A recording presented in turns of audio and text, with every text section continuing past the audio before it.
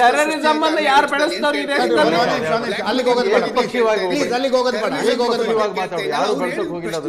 ಜೋಡಿಸ್ತಾ ಇದ್ದೀನಿ ಅಷ್ಟೇ ಬಿಟ್ರೆ ನನಗೂ ವಿಷಾಂತರ ಮಾಡಕ್ ಇಷ್ಟ ಇಲ್ಲ. ಸಂದೀಪ್ ಅವರೇ, ತಾವು ಹೇಳೋದು 2 ಕೋಟಿ ಉದ್ಯೋಗ ಸೃಷ್ಟಿ ಅಂದಿದ್ರು, ಸೃಷ್ಟಿ ಮಾಡಿಲ್ಲ. ಬ್ಲಾಕ್ ಮನಿ ತರ್ತೀನಿ ಅಂದಿದ್ರು, ತಂದಿಲ್ಲ. ಈ ಎಲ್ಲಾ ವಿಷಯಗಳನ್ನ ತಾವು ಪ್ರಸ್ತಾಪಿಸಿದಾಗ ನರೇಂದ್ರ ಮೋದಿ ಅವರ ಸರ್ಕಾರದ ವಿರುದ್ಧ ರವಿಕುಮಾರ್ ಹೇಳಿದ ರೀತಿಯಲ್ಲಿ ಕೇಂದ್ರ ಸಚಿವರು ನರೇಂದ್ರ ಮೋದಿ ಅವರು ಫೇಲ್ ಆಗಿದ್ದಾರೆ.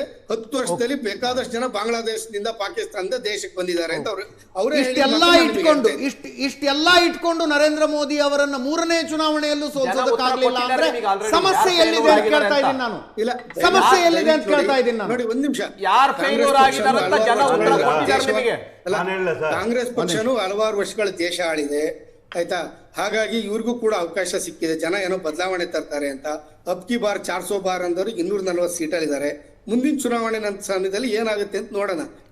ತಾವು ಹೇಳ್ತಾ ಇದ್ರಲ್ಲ, ತಾವೇನ್ ಪಟ್ಟಿ ಮಾಡಿದ್ರಲ್ಲ ನರೇಂದ್ರ ಮೋದಿ ಸರ್ಕಾರದ ವೈಫಲ್ಯಗಳು, ಇಷ್ಟು ವೈಫಲ್ಯಗಳನ್ನು ಇಟ್ಕೊಂಡು ಈ ಹಿಂದಿನ 2024ರ ಚುನಾವಣೆಯಲ್ಲಿ ಮೆಜಾರಿಟಿಯನ್ನು ಪಡೆಯೋದಕ್ಕಾಗದೆ ಆ ನಂತರ ನಡೆದ ವಿಧಾನಸಭಾ ಚುನಾವಣೆಗಳ ಪೈಕಿ ಬ್ಯಾಕ್ ಟು ಬ್ಯಾಕ್ 5 ಗೆದ್ರು ಸರ್ ಅವರು.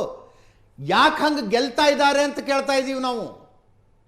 ಅಲ್ಲ, ನಾವೀಗ ನೀವು ಅದ್ರ ಬಗ್ಗೆ ವಿಷಯ ಹೇಳಕ್ ಹೋದ್ರೆ ನೀವು ವ್ಯವಸ್ಥೆ ಬಗ್ಗೆ ಮಾತಾಡಬೇಡಿ ಅಂತ ಹೇಳ್ತೀರಾ ಅಲ್ವಾ? ನೀವು ವ್ಯವಸ್ಥೆ ಬಗ್ಗೆ ಮಾತಾಡಬೇಡಿ ಅಂತ ಹೇಳಿದ್ರೆ ಇದನ್ನ ಮಾತಾಡ್ತೀರಾ. ಈಗ ನೋಡಿ, 1 ನಿಮಿಷ. ಮಹಾರಾಷ್ಟ್ರ ಯಾಕೆ ಗೆದ್ರು? ಅಜಿತ್ ಪವಾರ್ ಬಗ್ಗೆ 70,000 ಕೋಟಿ ರೂಪಾಯಿ ಆರೋಪ ಯಾರು ಮಾಡಿದ್ರು? ನರೇಂದ್ರ ಮೋದಿ ಅವ್ರು ಮಾಡಿದ್ರು. ಕೂಡಲೇ ಅವ್ರನ್ನ ಸೇರಿಸ್ಕೊಂಡ್ರು.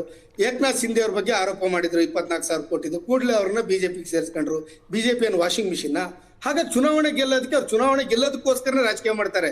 ನಾವು ಸ್ವಲ್ಪ ದೇಶದ ವಿಚಾರನ, ದೇಶದ ಭದ್ರತೆಯನ್ನು ವಿಚಾರನ ಇಟ್ಕೊಂಡು ದೇಶದ ಬಗ್ಗೆ ಸಂದೀಪ್ ಅವರೇ, ಇವತ್ತು ಸುಬೇಂದು ಅಧಿಕಾರಿ ಯಾಕೆ ಬಿಜೆಪಿಗೆ ಸೇರಿದ್ರು? ನಾಗಾಲ್ಯಾಂಡ್ ಅಲ್ಲಿ ಯಾಕೆ 40 ಜನ MLA ಶಿಫ್ಟ್? ಸುವೇಂದು ಅಧಿಕಾರಿದು ಒಂದೇ ಓಟು, ಹಿಮಂತ ಬಿಸ್ವಾ ಶರ್ಮಾದು ಒಂದೇ ಓಟು, ಅಜಿತ್ ಪವಾರ್ ಒಂದೇ ಓಟ್ ರೀ. ಈ ದೇಶದ ಕಟ್ಟ ಕಡೆಯ ನಾಗರಿಕನ ಓಟಿಗೆ ಏನು ಬೆಲೆ ಇದೆಯೋ ಆ ದೊಡ್ಡ 24,000 ಕೋಟಿ ಆರೋಪ ಹೊತ್ತನ ಅವ್ರದ್ದು ಒಂದೇ ಬೆಲೆ. ಮತದಾರರನ್ನ ಇದು ನಡೀತಾ ಇದೆ ಅಂತ ಕನ್ವಿನ್ಸ್ ಮಾಡೋಕೆ ಯಾಕೆ ಆಗ್ತಿಲ್ಲ ಅಂತ ಕೇಳ್ತಾ ಇದ್ದೀನಿ ನಾನು. ಅಲ್ಲ, ಬಿಜೆಪಿಗೆ ಸೇರಿದ ಮೇಲೆ ಅವ್ರದ್ದೆಲ್ಲ ಭ್ರಷ್ಟಾಚಾರಗಳು ಹೋಯ್ತಾ? ಅಜಿತ್ ಪವಾರ್ ಅವ್ರಿಗೂ, ಅಜಿತ್ ನನಗೂ ಒಂದೇ ಓಟು. ಅದು ಅಂಬೇಡ್ಕರ್ ಅವರು ಸೃಷ್ಟಿ ಮಾಡಿದ ಸಂವಿಧಾನ ಆಗಿದೆ. ಇವತ್ತೆಲ್ಲರೂ ಬಿಜೆಪಿ ದೇಶದಲ್ಲಿ ಖಾಲಿ ಆಗಿದೆ. ಕರ್ನಾಟಕದಲ್ಲಿ ಒಂದು ಕಡೆ ಒಳ್ಳೆ ರಾಜ್ಯದಲ್ಲಿ ಇದೆ, ಇನ್ನೊಂದು ಸ್ವಲ್ಪ ದಿನ ಕರ್ನಾಟಕ ರಾಜ್ಯದಲ್ಲೂ ಖಾಲಿ ಮಾಡ್ತಾರೆ ಜನ.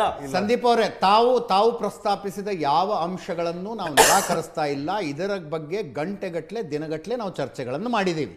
ನೇರವಾಗಿ ಬಿಜೆಪಿನ ಪ್ರಶ್ನೆ ಕೇಳಿದ್ದೀವಿ. ಈಗ ದಿಲ್ಲಿಯಂಥ ಕೇಂದ್ರಾಡಳಿತ ಪ್ರದೇಶದಲ್ಲಿ ಅರವಿಂದ್ ಕೇಜ್ರಿವಾಲ್ ಲಿಸ್ಟ್ ಹಿಡ್ಕೊಂಡು ಹೇಳಿದ್ರಿ ಈ ದೇಶದ ಮೋಸ್ಟ್ ಕರಪ್ಟ್ ನಾಯಕರುಗಳ ಪಟ್ಟಿ ಅಂತೇಳಿ. ಸೋನಿಯಾ ಗಾಂಧಿಯಿಂದ ಹಿಡಿದು ವೀರಪ್ಪ ಮೊಯ್ಲಿ ತನಕ ಎಲ್ಲರ ಹೆಸರನ್ನು ಹೇಳಿದ್ರಪ್ಪ. ಅವ್ರು ಕೈ ಹಿಡ್ಕೊಂಡು ನಿಂತ್ಕೊಂಡು ನೀವು ಬನ್ನಿ ಇಂಡಿಯಾ ಅಲಯನ್ಸ್ ಮಾಡ್ಕೊಂಡು ಮೋದಿನ ಸೋಲ್ಸೋಣ ಅಂತೀರಿ. ಅಲ್ಲಿ ಲಿಕ್ಕರ್ ಸ್ಕ್ಯಾಮ್ನ ಆರೋಪ ಮಾಡಿದವರೇ ನಿಮ್ಮವರು. ಅಜಯ್ ಮಾಕನ್ ಬಂದು ಹೇಳಿದ್ರು, ಕೇಸ್ ಆದಾಗ ಇದ್ರ ಕ್ರೆಡಿಟ್ ಕಾಂಗ್ರೆಸ್ಸಿಗೆ ಸಿಗಬೇಕು, BJP ತಗೋಬಾರ್ದು ಅಂದ್ರಿ. ಮತ್ತೊಟ್ಟಿಗೆ ನಿಂತ್ಕೊಂಡು ಹೋರಾಟ ಮಾಡಿದ್ರಿ. ಲಾಲು ಪ್ರಸಾದ್ ಯಾದವ್ ಮೇವು ಹಗರಣದಲ್ಲಿ ಒಬ್ಬ ಕನ್ವಿಕ್ಟೆಡ್ ಪರ್ಸನ್ ಸರ್. ಅವ್ರ ಜೊತೆಗೆ ನಿಂತ್ಕೊಳ್ಳೋದಕ್ಕೆ ನಿಮ್ಗೇನು ಸಮಸ್ಯೆ ಆಗೋದಿಲ್ಲ. ಯಾವ ವಾಷಿಂಗ್ ಮೆಷಿನ್ ಇಟ್ಕೊಂಡಿದ್ದೀರಿ? ಅವ್ರದ್ದು ದೊಡ್ಡದಿದೆ, ನಿಮ್ದು ಸಣ್ಣದಿದೆಯಾ?